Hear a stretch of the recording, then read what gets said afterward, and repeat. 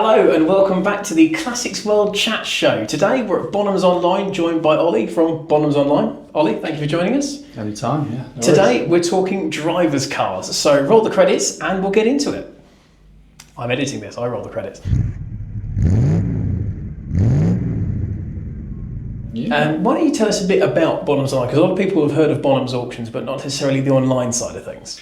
Yeah, no problem. Back in 2020, we were called The Market and we were acquired by Bonhams. We're just off the A34 in Milton Park with a big concierge service where the majority of our cars are. We've just sold our 5,300th car. We're selling maybe 4 or 5 cars a day, pretty much every day apart from Christmas. We do like a winter festival, but we predominantly specialize in anything from 50 grand all the way up to £1 million. But we share obviously our consignment efforts and our service with the live team. So everyone knows Bonhams from Goodwood and Monaco and Quail and all stuff like that. Every car is different. It needs its own little campaign. I'm predominantly in marketing, so being into cars is brilliant. A lot of drivers' cars as well. So, absolutely. Good segue. That's a very good. You see, you're good at this. You've done this before. So I'm going to be honest, chaps. I feel a little bit ashamed from that point of view. So we always talk about classic cars and what they offer and the raw driving experience. And I drove here today in a brand new Kia with radar, cruise control, and automatic steering that basically drives itself. You don't get that in a Morris Minor. No, I'm slightly ashamed of myself. So I think before we kick off, let's talk about what we mean by a driver's car. I mean, Phil, what do you think? What's a driver's car as far as you're concerned? Yeah, well, funny enough, before we started recording, Ollie and I were chatting about this because a driver's car can be, by definition, determined by how you drive. Yeah, absolutely. You know, and if you like to drive at 5 tenths and just amble along and enjoy the scenery, then a Morris Minor convertible could be your driver's car. Yeah, because it's involving. You know, if you want to hammer down a B road and pretend you're Lando Norris clipping every apex and, you know, doing all that kind of stuff, then, you know, you probably need a Porsche Boxster or a Honda S2000 or something of that ilk. Defining what a driver's car actually proves to be quite difficult, and I think ultimately it's very personal. Yeah, subjective. So that's the thing to bear in mind, and I think that's what ultimately will determine our choices. I, for this exercise, went down the kind of the thrill of driving maybe a B road or a twisty road rather than an autobahn chasing car, because for me that could be a whole other podcast about Grand Touring. Anyway, so we've sort of chosen drivers' cars for different budgets, so no matter how little you've got to spend, you can go and get involved in an exciting drive. So starting at the lower end, we said up to £5,000. So Ollie, £5,000 driver's car, what are you buying?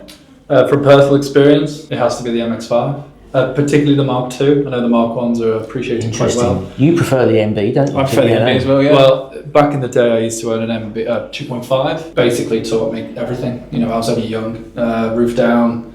And it comes with, when you're at a younger age and you have the roof down, you might be a little concerned what people think. Hairdresser's car and all that nonsense, but it has one of the best gearboxes on the planet. They're, for the most part, bomb-proof, the engines anyway. Because the NA was always perceived to be the better car from a sort of sharp raised They got heavier. They did get I heavier. think you prefer the NB's more rounded. I prefer the way the NB drives, and like you say, I think also for that £5,000 budget, you're going to get more for your money with an NB. You are. NAs, you're not going to get a huge. You will get one. Particularly now, You got a bigger choice. So yeah, I applaud that. Great choice. Yeah, I mean, the only thing you do have to watch out for with most MX-5, maybe not the Mark 3s and 4s, but rust problems. I don't know what kind of protection they had from factory. That's what got my car in the end, because aesthetically from the outside it was pretty much perfect. Seals and subframes go, don't they? Chassis legs on the NBs as well. Yeah. Buy beware, maybe. Buy beware. Yeah. Phil, £5,000 driver's car. Hit me. Well, I mean, a podcast wouldn't be a podcast without me rattling off more than one choice. As always. Because I went through this exercise, I ended up with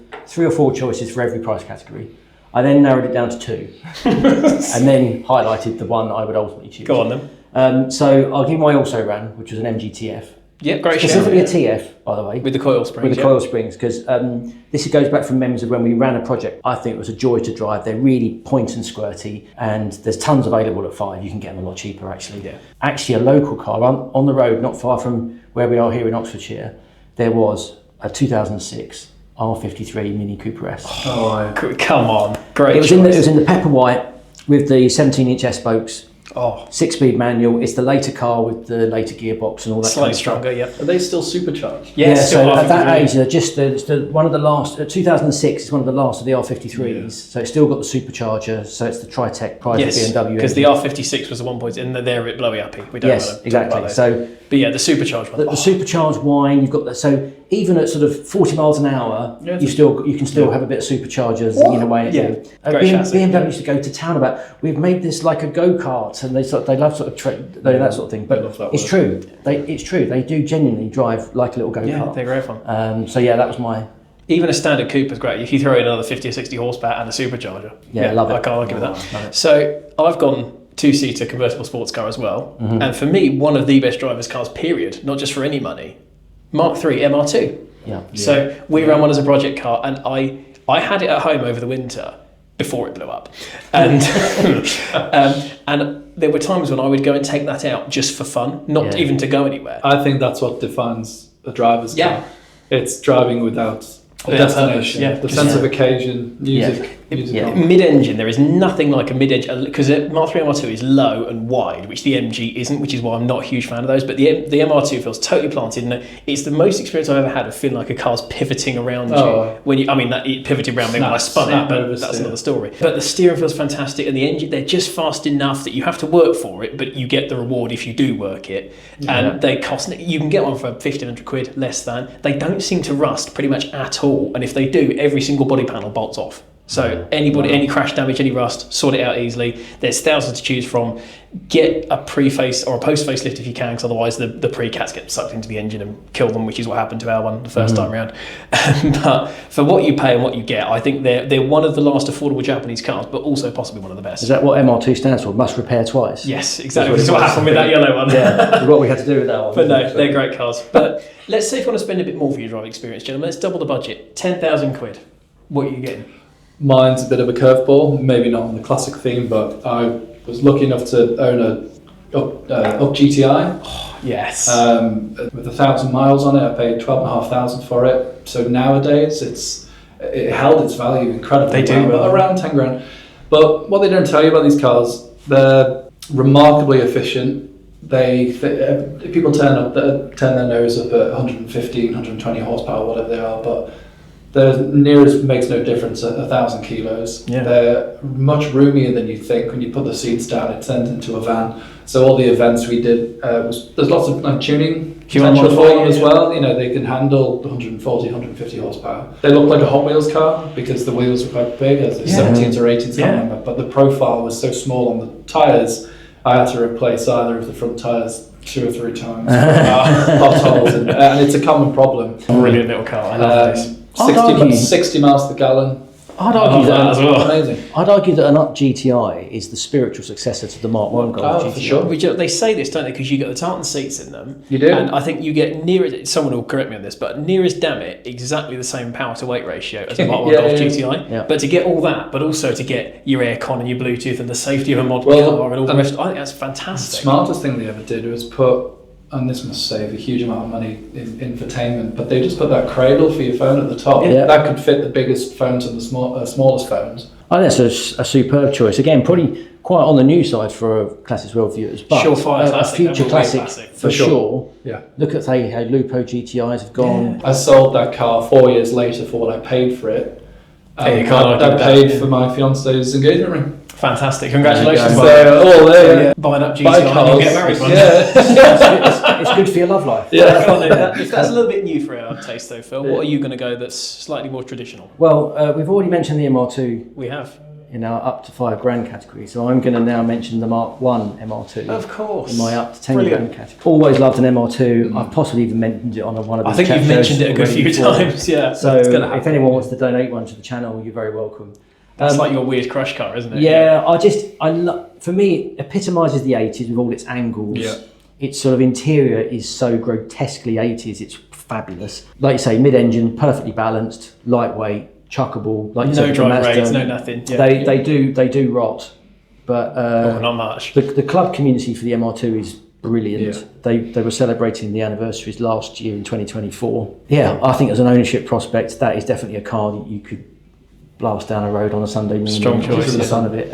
pop-up lights, loads Yeah. of theatre. I don't think you need to justify that car. I Yeah. think that's a great No. choice. Yeah. So if you want to blend your lightweight, your front-wheel drive, 120-ish horsepower with your 80s, perfect choice, gentlemen, for 10 grand, the Peugeot 205 GTI. Oh, well, Christ. Just- Of course. Unfortunately, I'm old enough that I remember that could have been in an under £1,000 car. Yeah, but not sadly. anymore. Possibly best front-wheel drive chassis ever. They look fantastic. Even as a 1.6, they go well enough, and as a 1.9, they're genuinely quick. Yeah. They're fantastic fun to drive. Everyone loves a 205 GTI. Yeah, Great interior, yeah. but like you said, a bit of lift-off oversteer. I think they look fantastic. Yeah. Do you just... Back You to don't- character. Yeah, So much absolutely. It was one of the cars on my list, and I thought I'm going to take it off simply because it's probably You too knew I obvious was and gonna someone else is pick going to do it. it. So it's definitely a good choice. And you could actually squeeze it in our 5 grand bracket if you go for the CTI as well. Because the Okay, yeah. convertibles are a lot. If you don't mind the bit of extra weight and the convertible thing and whatever, 5 grand, you get I've one. never driven a CTI, but I think that's a good shout. But I don't We've know. sold a couple. But what if you want to spend a bit more, gentlemen? Let's break into the 5-figure territory, Yeah. big time. Let's say around £20,000. So technically, you can spend anything from 10,001 up to 20 here. So it's a broad spectrum. Ollie, what are you getting? I mean, this was for a bit of context. I'm the least mechanically minded. I'm not handy at all. And the answer to, you could answer every one of these questions with Boxster. I've gone with 987.2. Lucky enough to own one a little while back. And I'm right in saying that the 987.2, 2.9, or you could, of course, there's the S or the 3.4. But the engines that famously didn't, IMS or bore scoring, as far as I know. So I bought a 40,000 mile one. I paid 19.5 for it. For the sense of occasion, theatre, they're safe enough to help me sleep at night, but they're quick and enjoyable enough. And the Boxster feels genuinely like a baby supercar. How competent and capable, especially the 987 as time went on. You almost have to match the road to it, because an MX-5 at 30, 40 miles an hour is enormous fun, but to get that same engagement, you're in the 50, 60 mile an hour range in a Boxster. Engines behind you, obviously, and you've got big fat tires, and you think, noise, it's not quite a 911. No, I get that, but just that recipe, they are incredibly capable cars. I know you're not a massive Porsche man, but Yes. they're brilliant. I think Boxsters are great, and what's really interesting, you could have put an early gen Boxster in your. It could be in every category. Yeah, You really could. And I think the Boxster's almost a thorn in the 911 side, isn't it? Because Well, it's yeah. 9/10 of what a 911 can experience on everyday roads, maybe not around a For track. 60% of the money. For 60% of the money. Okay, so I'm going to give you my two choices. Naturally. I instantly gravitated to a Series 1 Lotus Elise. Oh, Yeah, I mean, great choice. I've only driven a couple, but they are just superb. They are a lovely. the driver's car. Yeah, definitely. In the dictionary, there's a picture of a Lotus next to it. I've got a funny feeling. I think the video we've done one on that, we've reviewed Elise on the channel. I think we might have even said the Lotus Elise is the ultimate driver's car or something like that. Yeah, that's probably where I got the inspiration. But in Even truth, which is classics well. but in truth, I didn't land on that because I found something that I really liked, which was a BMW E46 M3 coupe. Okay, yeah. Okay, yeah. A solid daily choice. I think I'd worry about breaking the Lotus. Yeah, you and wouldn't be whereas driving at least. The E46, and I've always liked the E46, and therefore the M3 Yeah. is the creme de la The creme of daddy, the yeah. E46. If you're going to get a BMW when it was the ultimate driver's machine, E46 M3. A lot of people still covet those as the ultimate M3, maybe even ultimate BMW. From a buying experience, they can. I'm not saying they're going to appreciate crazy, but they're not going anywhere. No. They're not heading south. People's love for those cars, even E36s, Yeah. E92, they didn't really make a bad They didn't make a one. bad M3. No. That's I mean, the current one looks a bit like Bugs Bunny, but it's not. But, Even then, it's still a but good the car. fact that they gave you variety, Yeah. and then you say, oh, what about V8 and E92, and then they did turbos, and then NA, and so there's a reason. There's an M3 for everyone, really. There is, And that's a good. I think that could be the best. I think one. I've chosen the wrong car. Well, let me give you another option. For roughly less than £20,000, driver's car. It's probably my favourite. I'm going to stick my neck out here and say my favourite sports car, TVR Chimera. I have driven one on the channel and it is fabulous. Do you have access to a 4-person ramp at the weekend. No, but I know that. It's not going to be the most reliable car in the world. It will fall apart and it will take your wallet and break your heart. I know it will. No, but it's worth it. That's exactly. The thing is, it's all the old TVR stereotypes. You've got no ABS, you've got no traction control, you didn't even get power steering in the early ones, there's no airbags, there is nothing. In fact, unless you know release, you don't know where the door handle is. Yeah. But you've got the Rover V8 in its best sounding guise. Even as a 4 litre, it sounds phenomenal. Yeah. It goes like hell, and the driving experience is so rewarding in that because it's not this psychopath that you think is. It doesn't feel like it's trying to kill you. But if you put the effort in, the rewards come. It's just fabulous. And again, I mean, I've been flirting with the idea of a 911, and to be honest, I saw a Chimera at similar money and thought, maybe. But I mean, I'm buying a house now, so that's going to have to wait. It wouldn't be a daily, would it? But it wouldn't be a daily. What's interesting you say about the V8 engine, and actually this has come up with a few of our choices, is that, and maybe this is a common thing with a driver's car, is that there's a certain amount of engine theatre. Yeah, definitely. Like, whether it's the supercharged whine of an R53 or a V8 or the mid-engined roar of a little peppy four-cylinder behind the straight six in the BMW. Yeah, exactly. So all of those, that's the engine's part of it. Is the excitement. And we won't get into the electric cars argument here, but there won't be, for a certain amount of driver involvement, I need to know what the engine's doing. I need to know what's going on. Course, and the noise has the theatre, whether, like you say, no matter where it is and what it's doing. But the V8 in the Chimera is just all-consuming, as far as I'm concerned. It is possibly up there. Yeah, it's possibly one of the best sounding cars ever made. Yeah. Can someone just donate me a Chimera, please? And I'll stop talking about it. But let's say if you want to spend a lot more, gentlemen, let's say up to £50,000. That's a lot of money for anyone. But the choice gets even harder. Exactly. So much choice. Suddenly you've got so much available, because we're saying suddenly jumping from 20 to 50. Well, suddenly you've got a Golf, and we said circa 50 here, people. So you can spend a bit more if you have to. What are you spending? I'm glad you said circa 50. Probably by the end of this conversation, it would have gone up in value again. But similar to the BMW theme, I've gone for the 1M. Yes. I always said to myself, if I ever won the lottery, if I've won a few million quid, I'm going to buy every car ever. Dream garage. If someone, and it does scare me when people can legally go out and buy a Rev Welto or a 765 LT with 1,000 horsepower, whatever. And there's no test, there's no entry requirement. Can you handle it? So I always said to myself, I'd buy a Megane R26R for front wheel drive and a 1M coupe to teach me how to drive before I went and got. The moment you see one on the road, you know it's special. That was like a proper Skunkworks project, wasn't it? Because it just came out of nowhere. It's just a 1 Series coupe. It was the Z4 engine, isn't that, wasn't it? The twin turbo one. That's the one. Yeah, no one saw it coming, and it came and it was here and it went. And that was it. And we never got anything really to replace it properly. And I think that is a proper legend in its own lifetime. It is. It's the proportions mainly. Because they're not too big, not too small. They didn't go through any horrifying design changes. No, because it died before all that happened. Exactly. Yeah. So that's a strong choice. I like that. Again, I think like your Up, I think that is one that will only ever be worth what it is now or more. Is it bad that I work for an auction company? I'm only going for stuff that shouldn't really lose any money. Is that bad? That's sound financial. I'm not mechanically minded, but when it comes to what's values up and down, I'd like to play it safe. 1M better than your pension. That's what you need. That's it. Go on then, Phil. £50,000, Seth, for a driver's car.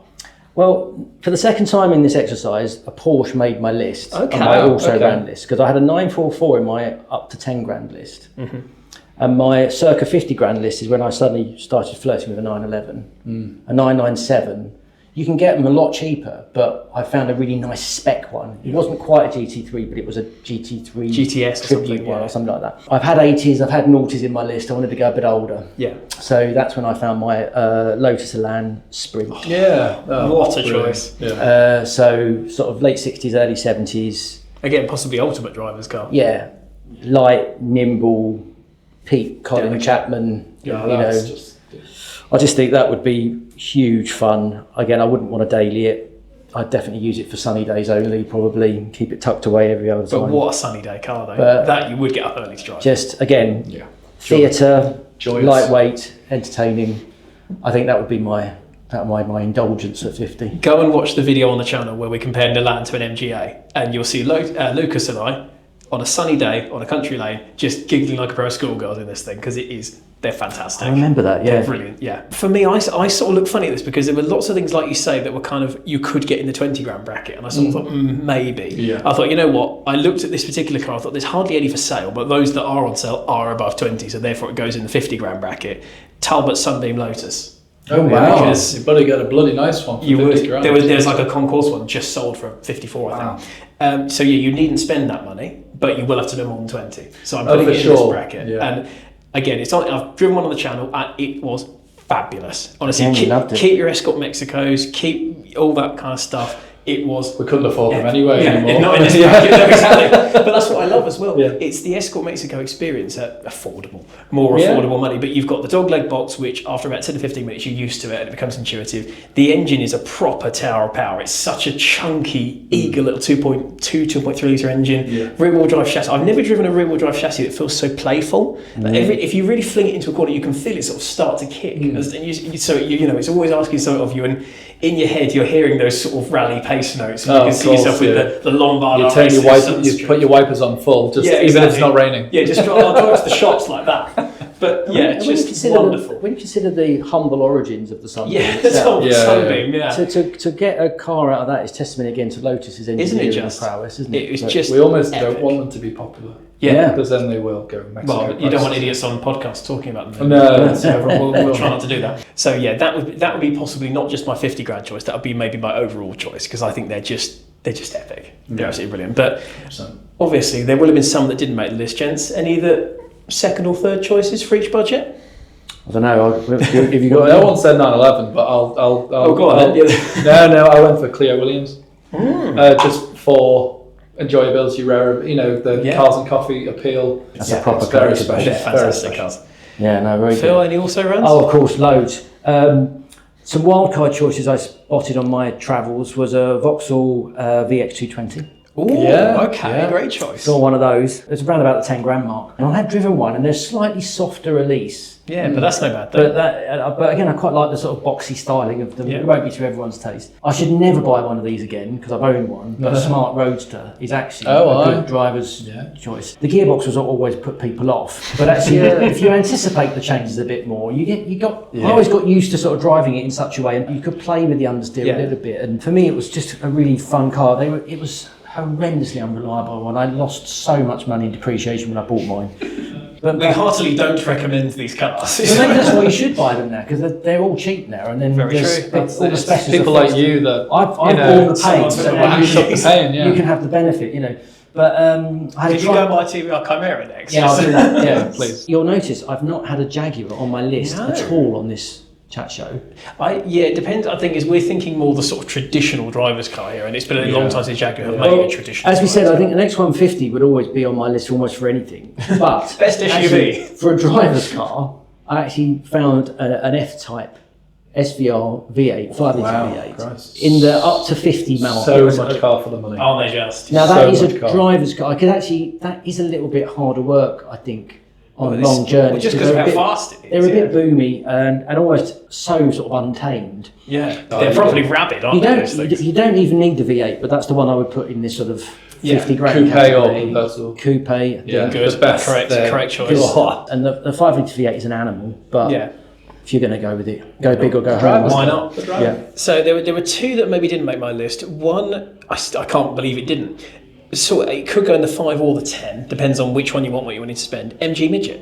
Yeah. Because what a great there's nothing to help you out because there's nothing there. Again, that's come up in previous ones about conversions. We can talk about this every time. So raw, so pure, so minimalist, and so much fun. Mm-hmm. And still great value. Great value. The other one, you've both had modern choices. I realised looking back, I haven't really had a modern choice on my list. We're sort of well, if we're dabbling in modern, I'll dabble in modern then. Again, I'm thinking this is going to be in the 50 grand bracket. I don't think they're not down to 20 grand just yet. No. Nissan GTR. Wow. R35. There will be people saying it's too high tech, it's too computer, anyways. But actually, anyone who's driven one will tell you that they're still the computers are only there to keep it on the road. They're still a properly involving experience. I think the majority of the cars we've been talking about are 510s, 610s, maybe less with Jags and stuff like that. If you want a car to go 1010s. If it's a track car, drivers, it doesn't have to be on the road. No, exactly. A GTR is a... There's very little faster point to point than less than GTR. What I want to know is how can the company that was responsible for the Micra...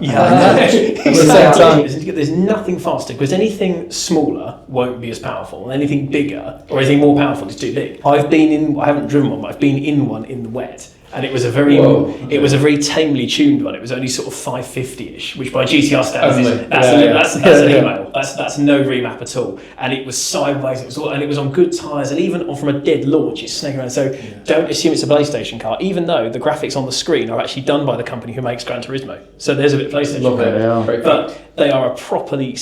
I hasten to use the word savage, but they are a genuinely raw, aggressive car. They upset most 911 turbos. Massively, for half the money as well. Well, I think we've classified pretty much most eras, makes, models. I want to go for a drive genre. now. I'm going. Why don't you let us know? Drivers' cars, 5, 10, 20, 50,000 pounds, there or thereabouts.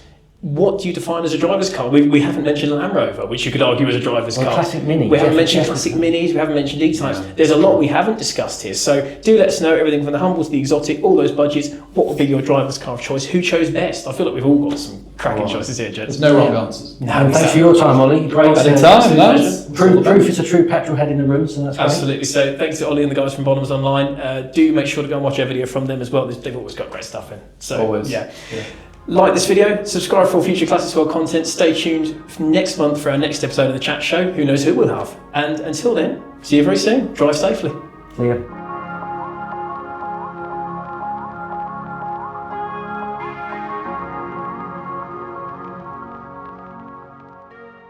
That's on. That's off because I don't like switches turned on. Do you know what? I walk down hotel corridors turning them off. I get so anal about those. Yeah, the cleaner was really pissed off. Yeah, exactly. All the hoovers kept turning off.